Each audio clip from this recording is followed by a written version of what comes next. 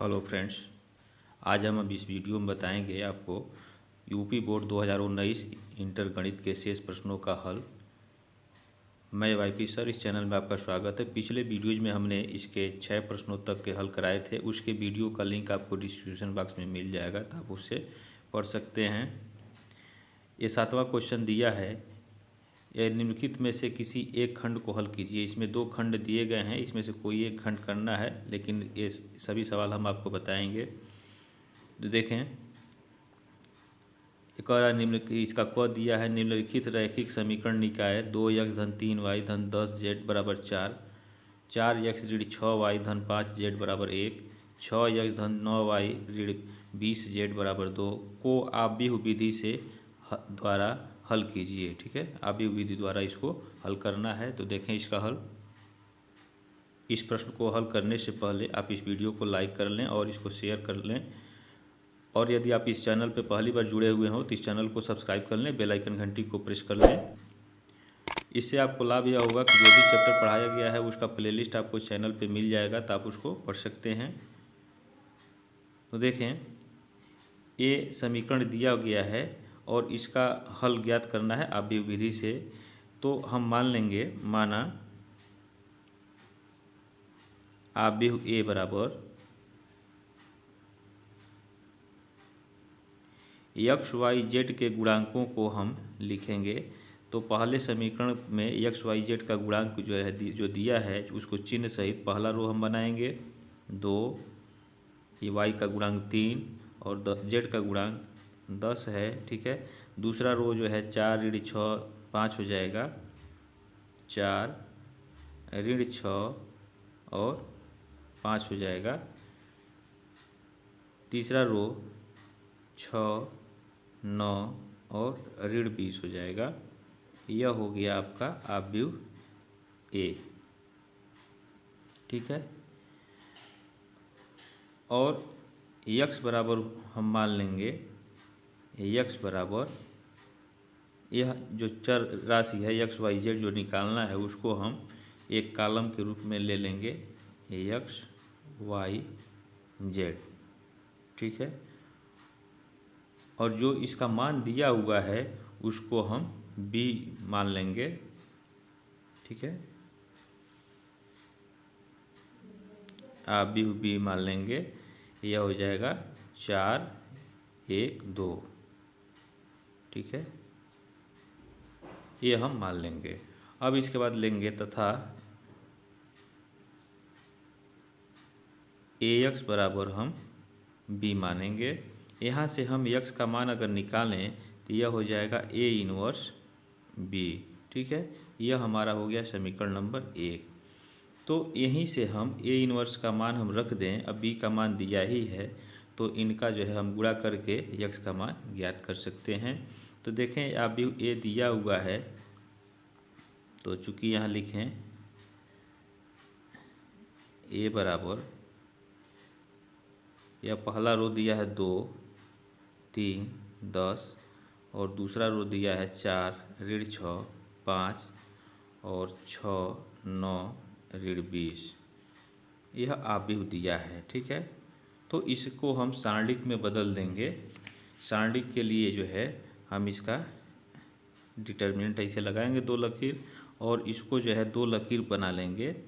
ठीक है, पहला रो लिख लें, ये दूसरा रो हो जाएगा, और यह 6 9 ऋण 20 यह तीसरा रो हो गया। और इसको 2 लकीर के द्वारा जो है हम सारणिक का चिन्ह लगा लेंगे।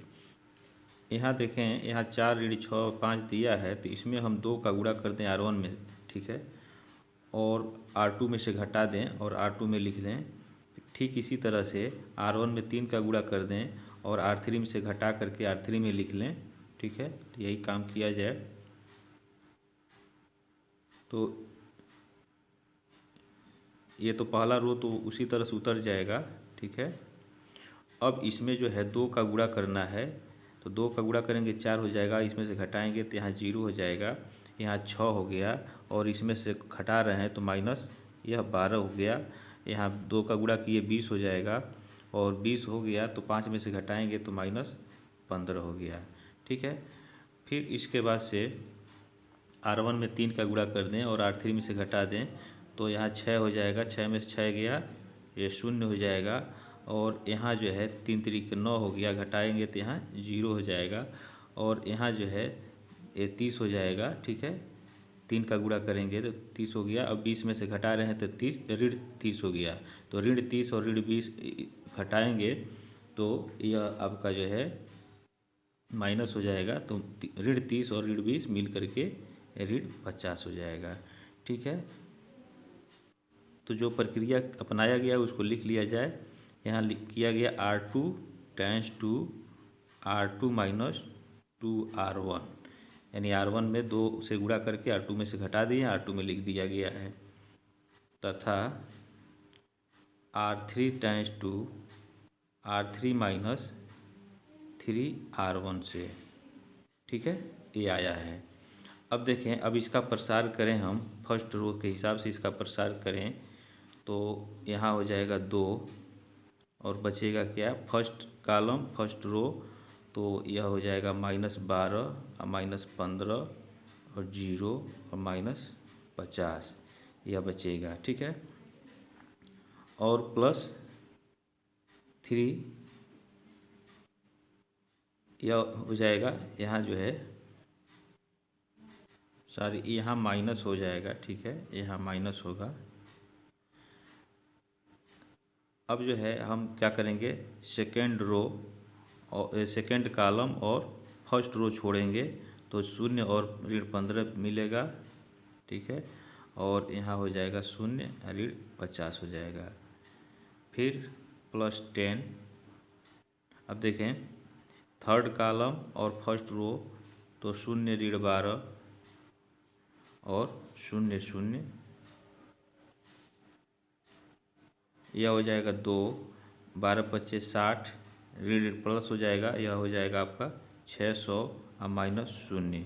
अब देखें, यह जो है इसको हल करें तो दोनों जो है 0 हो जाएगा। तो यहाँ हो जाएगा 0 और प्लस यह भी जो है ये 0 हो जाएगा।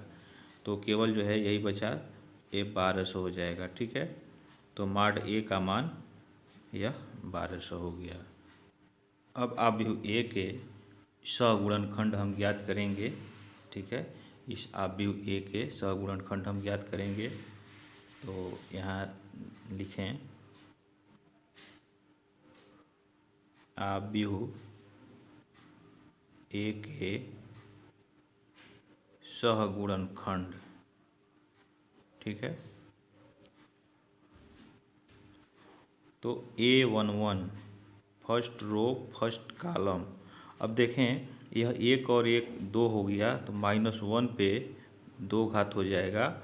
और फर्स्ट रो फर्स्ट कॉलम छोड़ दें तो यहाँ देखें, फर्स्ट रो और फर्स्ट कॉलम छोड़ दिए तो ऋण 6 5 और 9 ऋण 20 हो गया। ठीक है, तो ऋण 6 5 और 9 ऋण 20, इसको हल कर लें। -1 पे 2 घात है तो ये प्लस हो गया। तो और इसका गुणा करें तो 20 छक्के 120 धन 120 हो गया और -45। तो 10 में से 5 गया 5 और 11 में से 4 निकल गया 7 हो जाएगा। इसी तरह से हम A12 निकाल लें फर्स्ट रो और सेकेंड कॉलम।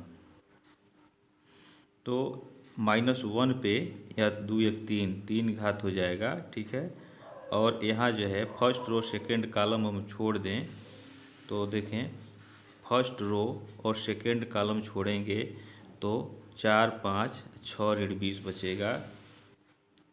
4 5 6 ऋण 20। ठीक है, अब देखें, ऋण 1 पर 3 घात है तो इसका मान जो है ऋण हो जाएगा। ठीक है, और 20 चौका 80 -80 और -30, तो यह हो जाएगा 8 3 11 110 हो गया। -110 और बाहर माइनस है तो यह हो गया 110। फिर इसी तरह से निकाल लें A13 first row third column, तो -1 पे 3 1 4, ये 4 घात हो जाएगा। तो फर्स्ट रो और थर्ड कॉलम हम छोड़ देंगे। ठीक है, फर्स्ट रो थर्ड कॉलम तो 4 ऋण 6 और 6 9 बचेगा। तो यहाँ लिखेंगे 4 ऋण 6 और 6 9। तो इसको हल करें तो -1 पे 4 घात है तो इसका मान जो है धन हो जाएगा, और 9 चौका 36, और माइनस 6 6 36, माइनस पहले से है तो यह प्लस हो जाएगा, यह हो जाएगा आपका 36। तो यह हो जाएगा आपका 6 6 12 और 3 3 6 1 7, 72 हो जाएगा। इसके बाद से हम ज्ञात करेंगे A21 second row first column, ठीक है। तो -1 पे 3 घात हो जाएगा, 2 1 3, ठीक है। तो सेकेंड रो और फर्स्ट कॉलम हम छोड़ेंगे, सेकेंड रो और फर्स्ट कॉलम, तो 3 10 और 9 20, ऋण 20 बचेगा, ठीक है।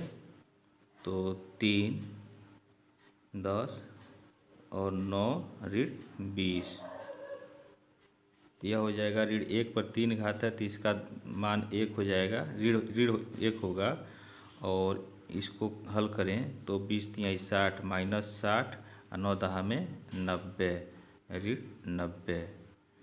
तो यह हो जाएगा ऋण, और 9 6 15, ऋण 150, ऋण ऋण प्लस हो जाएगा और यह हो जाएगा 150, ठीक है। इसके बाद से हम ज्ञात करें A22 second row second column, तो -1 पे 4 घात हो जाएगा, ठीक है। और सेकेंड रो सेकेंड कॉलम हम छोड़ दें तो सेकेंड रो और सेकेंड कॉलम छोड़ेंगे तो 2 10 और 6 ऋण 20 हो जाएगा, ठीक है। 2 10 और 6 ऋण 20, इसको हल करें तो -1 पे 4 घात है तो प्लस हो जाएगा, और 20 दूना 40, ऋण 40 हो गया, और माइनस 10 छक्के 60, तो यह हो जाएगा ऋण 100 हो गया, ठीक है। उसके बाद से हम ज्ञात कर लेंगे ए सेकेंड रो और थर्ड कॉलम, तो -1 पे 5 घात हो जाएगा, 3 2 5, ठीक है। तो सेकेंड रो और थर्ड कॉलम हम छोड़ेंगे, सेकेंड रो और थर्ड कॉलम, तो 2 3 6 9, 2 3 और 6 9 बचा सारणिक में, ठीक है। तो अब देखें -1 पे 5 घात है तो इसका चिन्ह माइनस हो जाएगा, और 9 दूना 18 और माइनस 36 18, तो माइनस जो है यह 0 हो जाएगा, ये कट के 0 हो जाएगा, तो इस तरह से यह 0 हो गया। अब हम ज्ञात करेंगे थर्ड रो फर्स्ट कॉलम, तो -1 पे 4 घात हो जाएगा, 3 1 4, तो तीसरा रो छोड़ेंगे और पहला कॉलम छोड़ेंगे, तीसरा रो और पहला कॉलम छोड़ देंगे, तो यह हो जाएगा 3 10 और ऋण 6 5, 3 10 ऋण 6 और 5,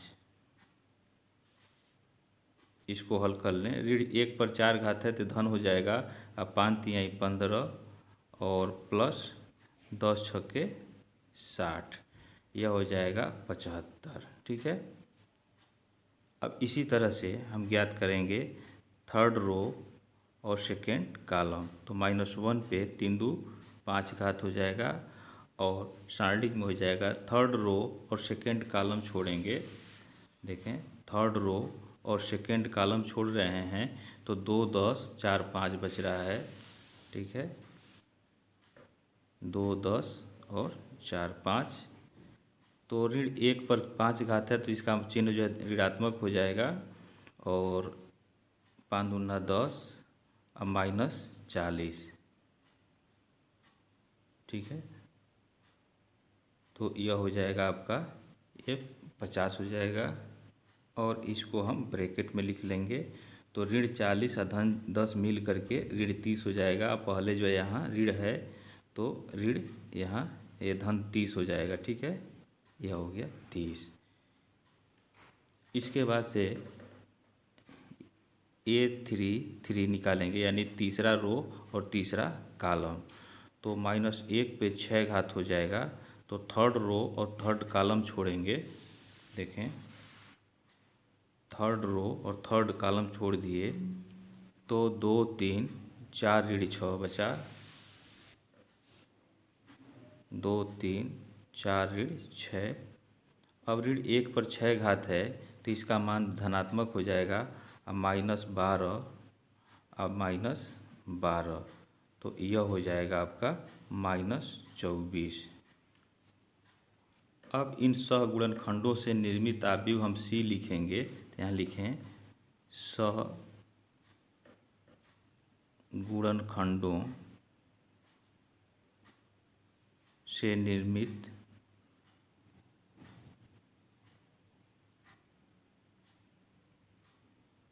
आव्यूह, इसको C कहें। तो यहाँ देखें, ये फर्स्ट रो हो जाएगा आपका 75, 110 और 72।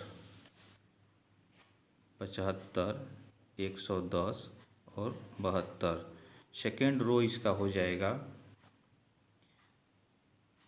150, ऋण 100 और 0। 150, ऋण 100 और 0।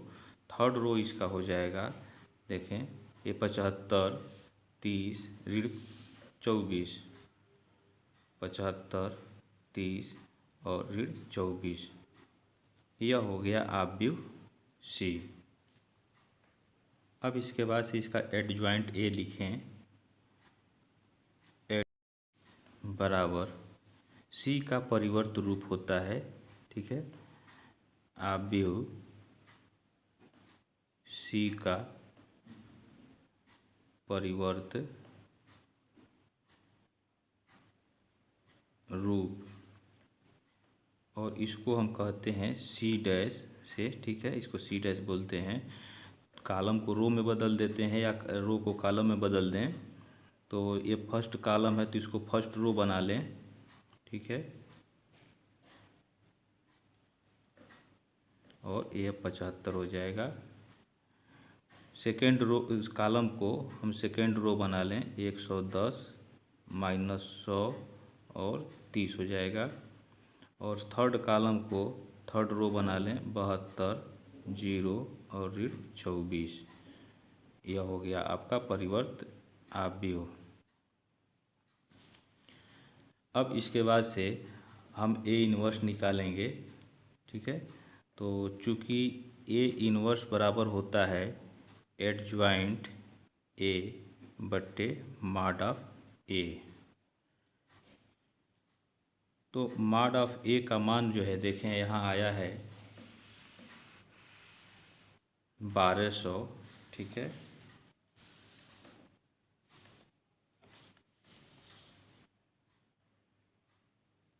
तो यहाँ हम लिख लेंगे 1/1200। और एडज्वाइंट A जो है हमारा यह है, तो इसको यहाँ हम लिख लेंगे 75, 150, 75, ये सारी 72 है यह, ठीक है, 75 है। ये फर्स्ट कॉलम को ये फर्स्ट रो में बदला गया है। और 110, ऋण 100, 30 और थर्ड रो है 72, 0, ऋण 24। अब जब A इन्वर्स हमारा मिल गया तो अब यह A इन्वर्स को हम समीकरण नंबर, यहाँ देखें, 1 में हम रखेंगे, ठीक है। A इन्वर्स का मान रख देंगे और B का मान या 4, 1, 2 हम रख देंगे इसमें, समीकरण नंबर 1 में।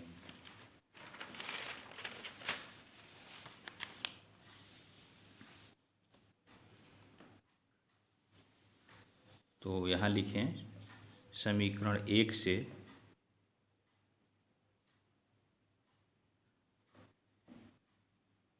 x बराबर A इन्वर्स, तो A इन्वर्स यह है आपका 1/1200, और इसको हम लिख लेंगे 75, 150, 75, 110, ऋण 100, 30, 72, 0 और ऋण 24, ठीक है। यह हो गया A इन्वर्स का मान। और इंटू B था, तो B का मान हम रख लेंगे 4, 1, 2, ठीक है। अब इसका हम गुणा कर लें, 1/1200 और देखें इसका हम गुणा करें फर्स्ट रो और फर्स्ट कॉलम, तो 75 गुणे 4 धन 150 गुणे 1 धन 75 गुणे 2।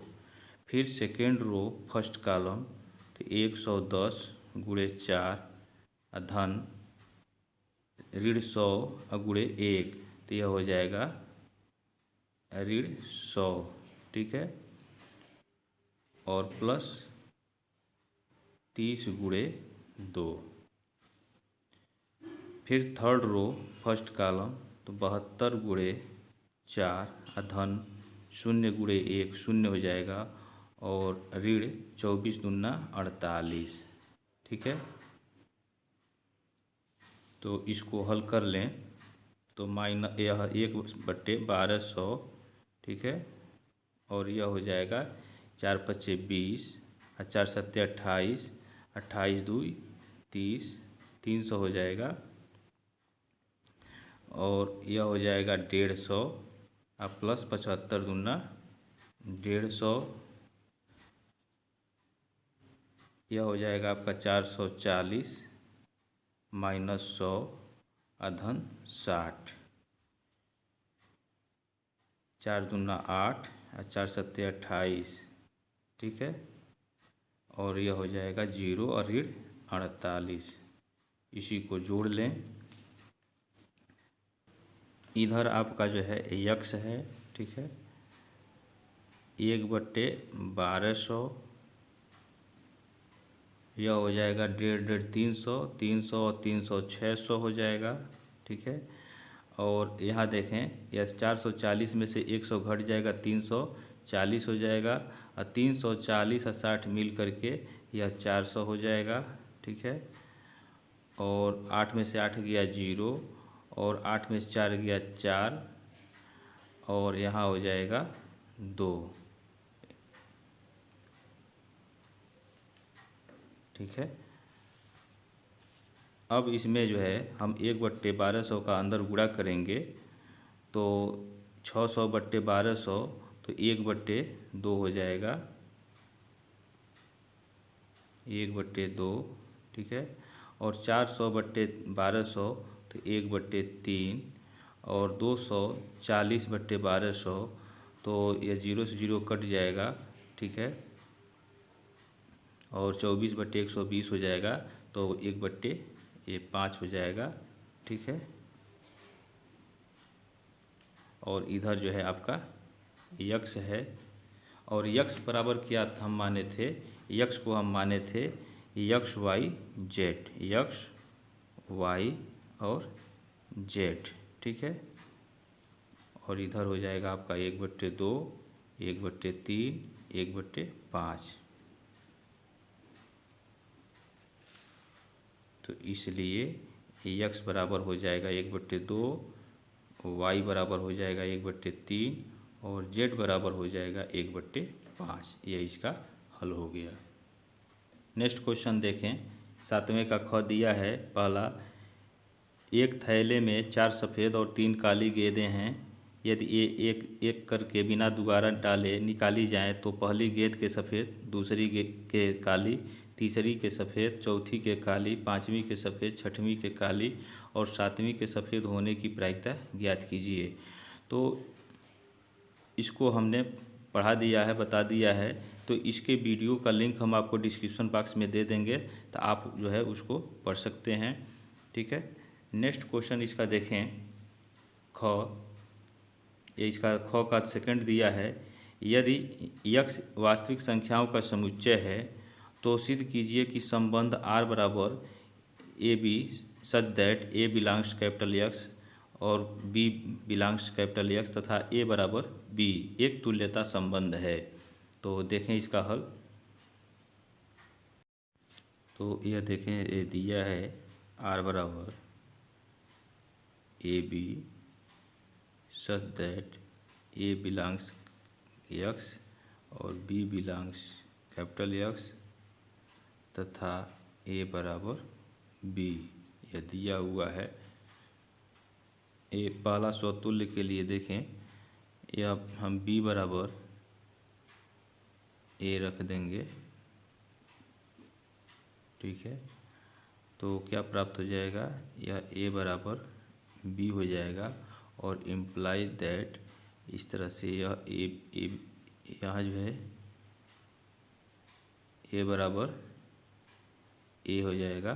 तो b की जगह हम जो है a रख रहे हैं, तो यहाँ हो जाएगा इम्प्लाई दैट a बराबर a। तो इम्प्लाई दैट यह यह बिलोंग करेगा R में, ठीक है। तो इस तरह से यह स्वतुल्य होगा। तो यहाँ लिख लें, अतः संबंध R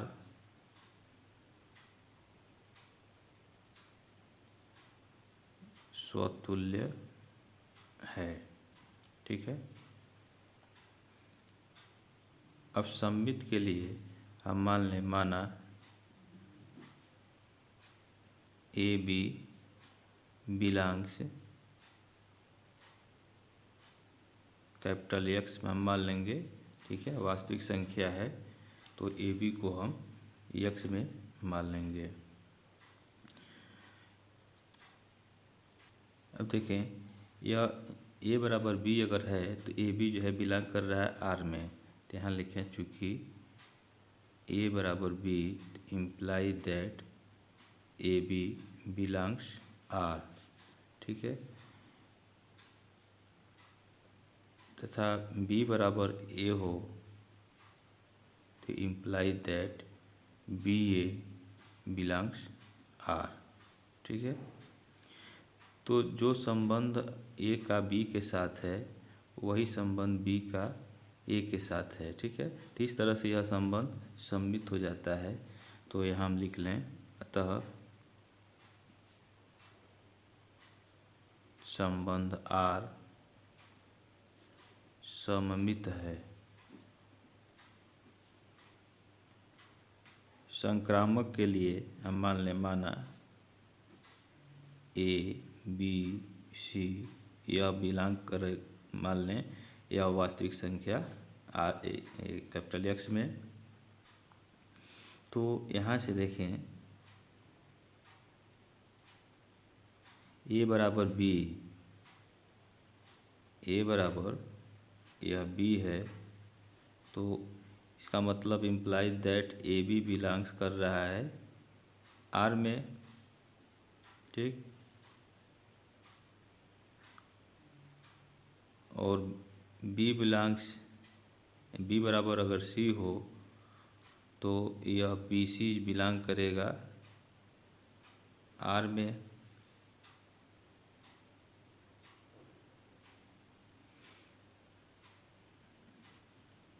अब यहाँ देखें, a बराबर b है और b बराबर c है, तो यहाँ से क्या प्राप्त हो जाएगा, इम्प्लाई दैट a बराबर c हो जाएगा।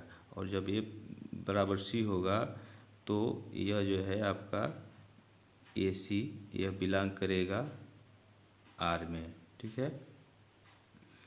तो इस तरह से हम देख रहे हैं कि ए बी बिलोंग कर रहा है R में, बी सी बिलोंग कर रहा है R में, तो इम्प्लाई दैट ए सी को बिलोंग करना चाहिए R में। तो ये R में बिलोंग कर रहा है, तो इस तरह से यह संबंध संक्रामक है, ठीक है। तो अतः संबंध R संक्रामक है।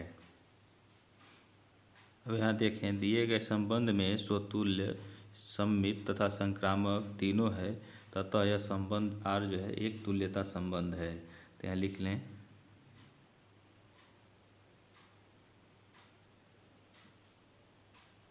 दिए गए संबंध में स्वतुल्य, सममित तथा संक्रामक है,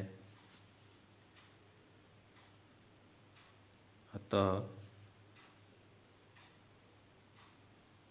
संबंध R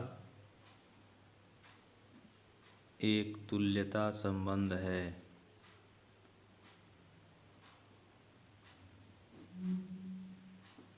ठीक है, तो यह इसका हल हो गया, यह सिद्ध हो गया। अब इसके बाद से इस पेपर के शेष प्रश्नों का हल हम आपको अगले वीडियो में बताएंगे। आपको कोई समस्या हो तो आप कमेंट बॉक्स में कमेंट करें। तब तक के लिए आप इस चैनल पे बने रहें। जय हिंद।